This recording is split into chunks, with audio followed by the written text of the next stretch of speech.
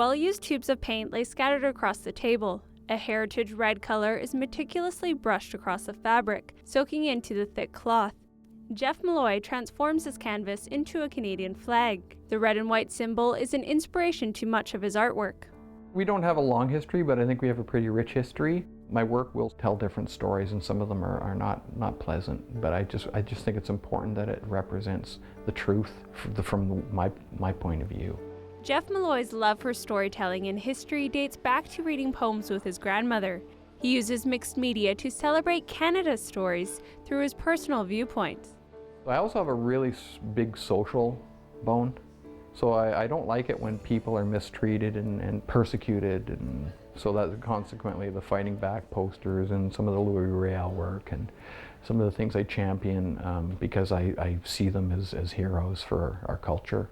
This is one of my boxes. This is one of the things that I love to do, which is create interactive pieces. This does open up, and inside is Gabriel Dumont, who was Louis Riel's general. He ran away to the U.S. and joined Buffalo Bill's Wild West show right after Louis fell at Batoche, where they got overrun by the RCMP and the English.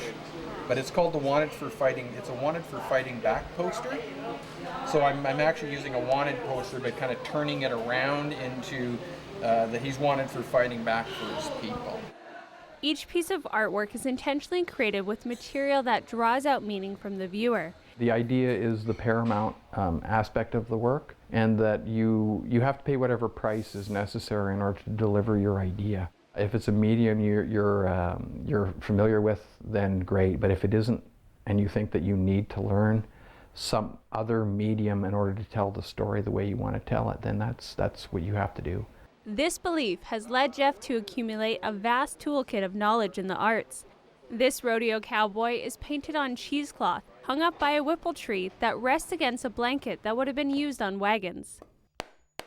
Jeff feels a reverence for not only the stories he tells through his artwork, but the materials he uses to create them. All the way down to the screws and the nails, the paint, everything. I just want to have that kind of awe and reverence for those things, because that's how the power gets in the work. If you want people to feel your work, then you have to put the feeling into the work in order for them to feel it.